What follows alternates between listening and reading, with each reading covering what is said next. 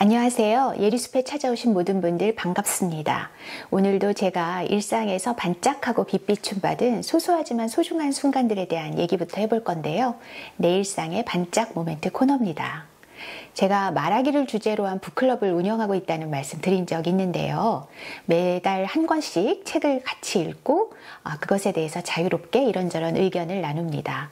어떤 때는 회원들이 저에게 질문을 하시면 제가 답변을 해드릴 때도 있고요. 또 어떤 때는 이렇게 브레인스토밍을 하다가 가장 좋은 해법을 찾아내기도 해요. 그런 게 바로 집단 지성의 힘이겠죠. 얼마 전에 저희 모임에서 조언에 대한 얘기를 나눈 적이 있어요. 그때 읽었던 책의 저자는 이렇게 얘기를 했더라고요. 어떤 사람이 얘기를 들어달라고 청해도 섣불리 조언을 하지 말라고요. 그냥 입을 다물고 경청만 하라고요. 왜냐하면 조언을 괜히 했다가 상대의 마음을 상하게 할 수 있다는 겁니다. 그런데 바로 그 대목에 대해서 저랑 회원들이 100% 공감하지 못했어요. 그래서 과연 어떻게 하는 게 적절할지 의견을 나누게 되었습니다. 먼저 한 회원이 얘기를 꺼냈어요. 조언을 청하는 상대가 MBTI T인지 F인지에 따라서 좀 다르게 반응을 해야 된다고 얘기를 하시더라고요. 왜냐하면 T인 사람은 솔루션을 원할 텐데 반면에 F인 사람은 공감을 원할 거란 얘기였어요. 여러분들 공감하시나요? 네. 만약에 세상의 속설이 맞다면 MBTI에 대한 속설이요.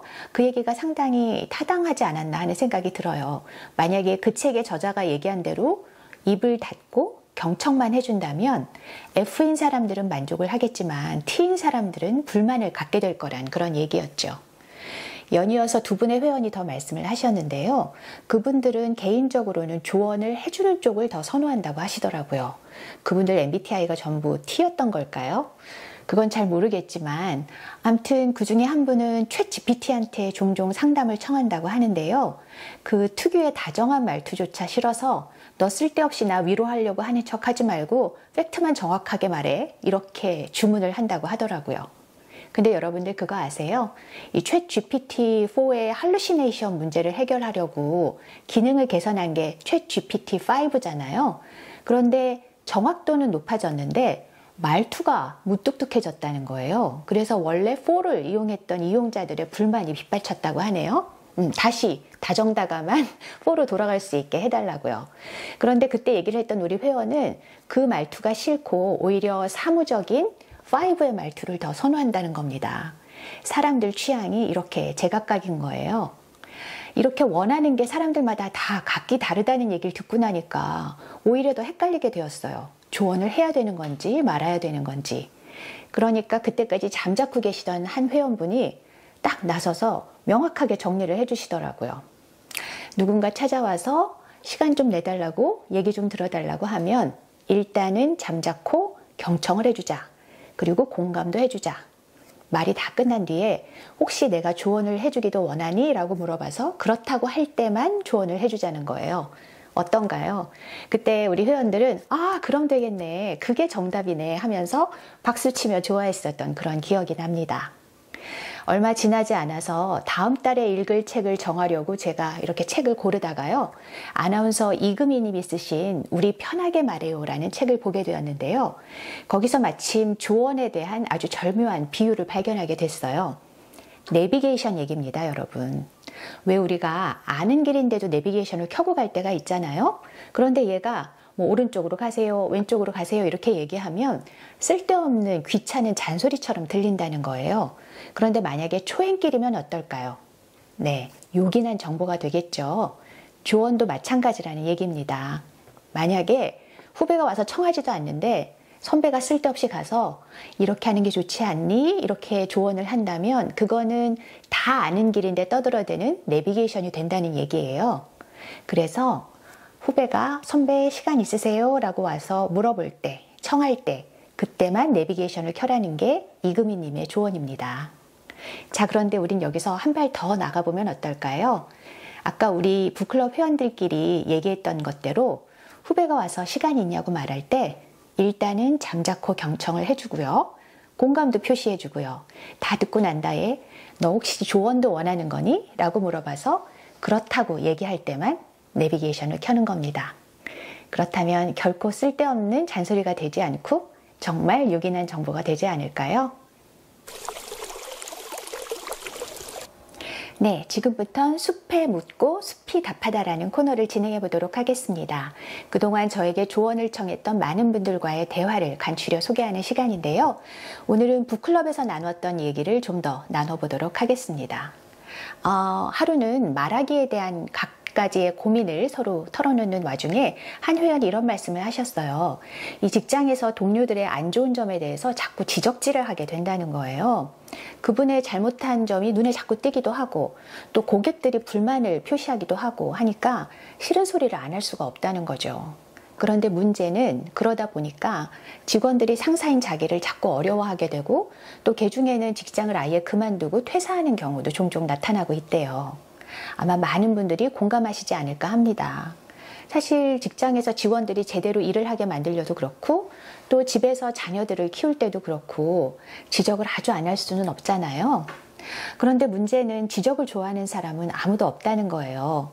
이 몸에 좋은 약이 입에 쓰다는 말도 있지만 몸에 좋은지 안 좋은지는 나중에 알게 되는 거고 당장 입에 쓰면 삼키기가 어렵잖아요.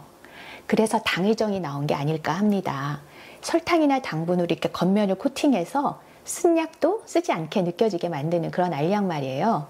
네, 일단은 꿀꺽 삼키게 해주니까 나름대로 효과가 있는 편이죠. 그래서 말인데요. 이 지적도 당의정으로 만들면 어떨까 해요. 네, 어떻게요? 칭찬으로 한번 감싸는 겁니다. 제가 예를 들어 볼게요. 제가 방송사에서 일하던 시절인데 가끔씩 보면 PD들이 이 편집을 제때 마치지 못해서 시사 시간을 뒤로 미루게 되는 그런 경우가 종종 있었거든요.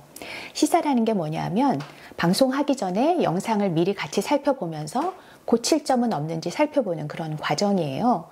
그런데 PD가 그 시간을 못 맞추면 저를 포함해서 많은 동료들이 기다려야 되거든요.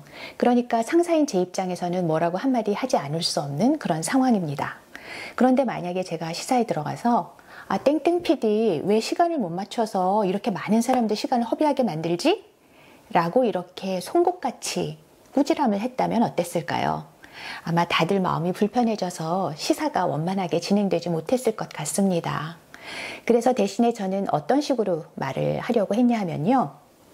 땡땡 PD, 평소에 굉장히 꼼꼼하게 편집을 하는 스타일인 건 내가 잘 알고 있는데 그래도 다음서부터는 세부사항 손질은 좀 나중에 하고 시사 시간을 맞추는 것에 좀 더 신경을 쓰면 어떨까?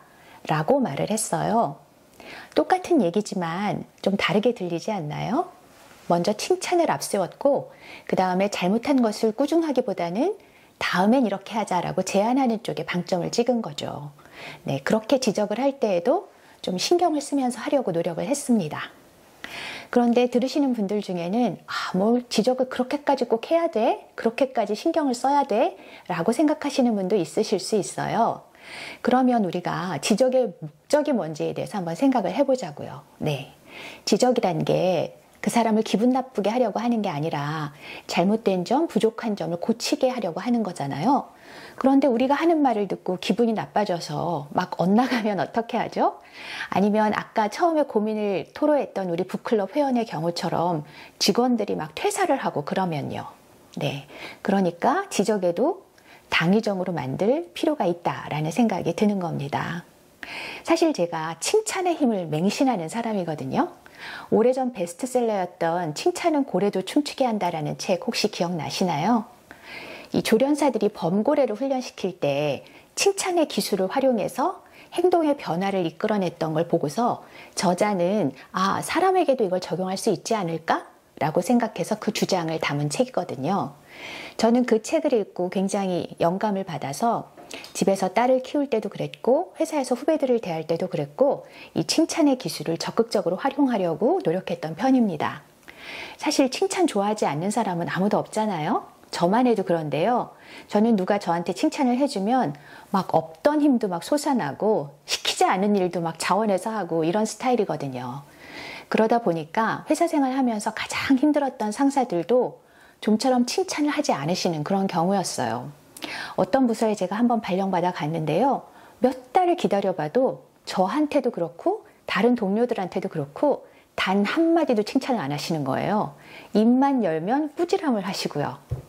그래서 제가 웬만하면 방긋방긋 웃으면서 즐겁게 회사 생활을 하자는 주의자였는데 그때 그 시절에는 그러지 못했던 기억이 납니다. 제가요, 그런 선배들을 타산지석으로 삼아서 나는 후배들에게서 꼭 칭찬할 거리를 찾아내고야만은 그런 사람이 돼야겠어 라고 결심을 했거든요. 네, 그래서 어떻게 했냐면 아까 말씀드린 것처럼 그 지적도 칭찬으로 감싸서 하려고 했고요. 또 일상에서 나누는 소소한 그런 스몰 토크도 웬만하면 칭찬으로 시작하려고 했어요. 예를 들면 오랜만에 만난 후배한테 안 보는 사이에 뭐 좋은 일 있었어? 얼굴이 엄청 좋아졌는데? 라고 얘기를 한다든가 아니면은 그동안 무슨 일이 있었던 거야? 안 보는 사이에 너무 젊어졌는데? 뭐 이렇게 얘기를 한다든가요. 네, 왜 이런 노력을 기울였겠어요? 저는 칭찬이 고래뿐만 아니라 사람도 춤추게 할 수 있다고 믿고 있습니다. 오늘도 예리숲에서 보낸 시간 즐거우셨나요? 네, 이번 주도 한 주 내내 여러분들의 남은 날들이 모두 평안하시길 바랍니다. 우리는 숲힐링하러 다음 주에 다시 만나요.